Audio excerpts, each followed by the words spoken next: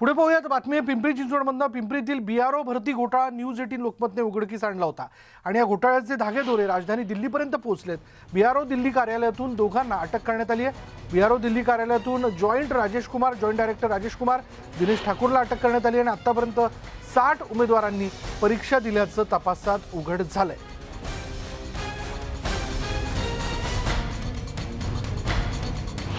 पिंपरी चिंचवड पोलिसांनी उघड केलेला बीआरओ भरती घोटाळ्याची व्याप्ती आता खूप मोठ्या प्रमाणावर वाढलेली आहे आणि यामध्ये एक बीआरओचा वरिष्ठ अधिकारी त्याला अटक करण्यात आलेली आहे।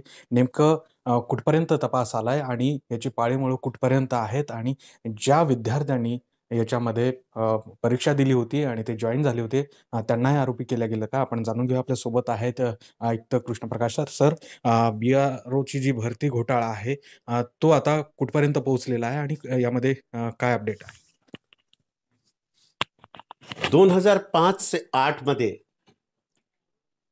जे यामध्ये मुख्य आरोपी आतापर्यंत दिसत होते ते इथेच दिघीमध्ये पोस्टिंग मध्ये असताना त्यावेळेसचे एक्झिक्युटिव्ह इंजिनियर जे आहे आर्मीचे इंजिनिअरिंग इस्टॅब्लिशमेंट मध्ये इथे पोस्टेड होते। त्या काळात त्यांच्या संपर्कात आला होता आणि तेव्हापासून त्यांचे संपर्क असल्यामुळे त्यांना आता जे DGBR बॉर्डर रोड ऑर्गनायझेशनचे जॉइंट डायरेक्टर म्हणून जे राजेश कुमार आहे त्यांनी प्रश्नपत्रिका पुरवली होती आणि त्यासाठी पैसे पण घेतलेले होते त्यांचे मुलगाचे अकाउंटवर आणि कॅश पण एअरपोर्टवर। या आधारावर मिस्टर राजेश कुमार यांना दिल्लीहून अटक करण्यात आलेला होता। 11 दिवस तो PCR मध्ये होता आणि त्यांनी त्यांचं गुन्हा कबूल केलेला आहे की त्यांच्याशी हे झालेले आहे। अर्थात किती कॅन्डिडेटला आपण यामध्ये आरोपी केला आणि त्यांचं पुढे काय होणार आहे? कॅन्डिडेटचं स्टेटमेंट घेण्यात येत आहे आणि किती लोकांचं झालेले आहे आणि किती लोकांचं झालेले नाही त्या आधारावर सुनिश्चित करणार आहोत की कोण कोण यामध्ये गुन्हेगार म्हणून होणार आहे आणि किती लोकांचे आता छळ झालेले आहे। असा 2 प्रकारचं स्टुडंटचं वर्गवारी केला जाईल। अर्थातच बीआरओ भरती घोटाळा हा देशाच्या सुरक्षेची तडजोड करण्याचा प्रकार असल्याने अत्यंत संवेदनशीलपणे हे सगळं प्रकरण पिंपरी चिंचवड पोलीस दल हाताळत आहे आणि त्यानुसार एवढ्या मोठ्या वरिष्ठ अधिकाऱ्याला अटक करण्यात आल्यामुळे आता या घोटाळ्याची व्याप्ती वाढलेली आहे, दिल्लीपर्यंत पोहोचलेली आहे, आता स्पष्ट झालं। व्हिडिओ जर्नलिस्ट सुरेश कळगे, गोविंद वाकडे, न्यूज 18 लोकमत, पिंपरी चिंचवड।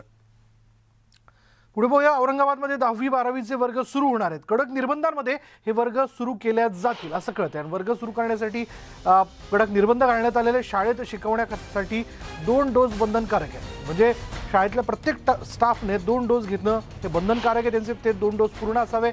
1ली ते 9वी पर्यंत शाळांबाबत नंतर निर्णय घेऊ असं देखील सांगण्यात आलंय, पण आता तुर्तास 10वी आणि 12वीचे वर्ग जे ते सुरू केले जातात आणि खालचे जे वर्ग आहेत म्हणजे साधारण 1ली ते 9वी पर्यंतचे वर्ग हे सुरू करण्याबद्दलचा निर्णय 8 दिवसात नेमकी संसर्गबाधितांची आकडेवारी कशा पद्धतीने खाली येते यावरून हा निर्णय परिस्थिती लक्षात घेऊन घेतला जाईल।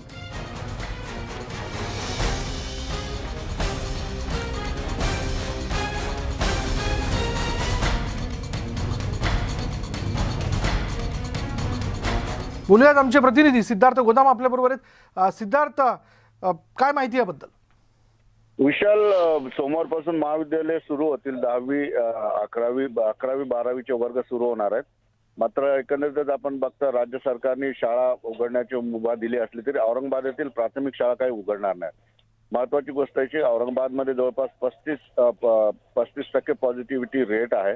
त्यामुळे प्राथमिक शाळा सुरू करण्याचा आणखी प्रशासकांची तयारी नाही, कारण पॉझिटिव्ह मध्ये फार मोठ्या प्रमाणात जे आहेत 16 ते 18 वयाखालील मुलं आढळतात। त्यामुळे प्राथमिक शाळा नाही। मात्र सोमवारपासून महाविद्यालय सुरू होतील। महाविद्यालयासाठी अत्यंत कडक निर्बंध लावण्यात आलेले। 2 वॅक्सिन घेतलेली सगळी शिक्षक मंडळी असेल किंवा जे महाविद्यालय सुरू होत आहे त्या ठिकाणची सगळ्याची सगळी डबल बूस्टर डोस आणि 2 लसीकरण केलेले शिक्षक वृंद पाहिजे.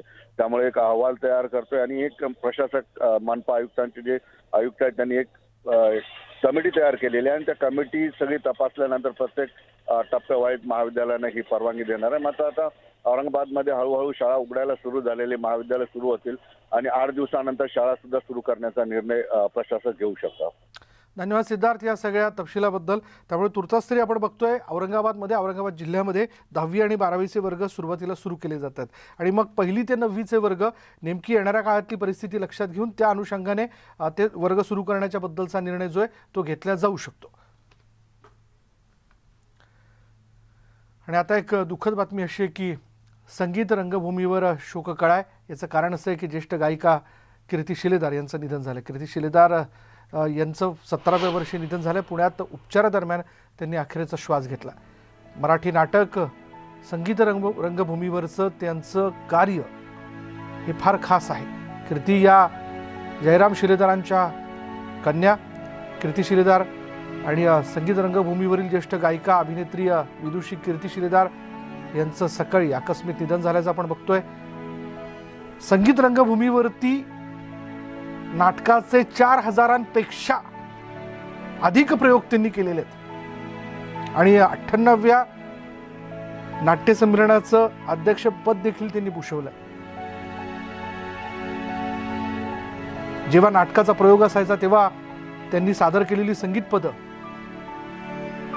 त्याकरता खास वन्स मोर असायचा आणि त्यांना विनंती केली जायची की आपण पुन्हा एकदा ते गाऊन दाखवावं असा हा स्वर सम्राज्ञीचा आवाज होता.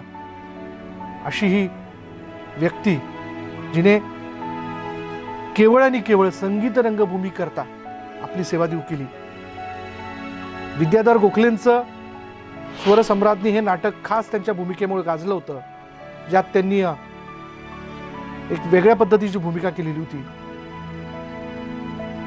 मराठी नाटक आणि नाट्यसंगीतात त्यांचं कार्य हे अनमोल राहिलेलं आहे. हा संगीत रंगभूमीवरचा सुरेल आवाज अखेर हरपला.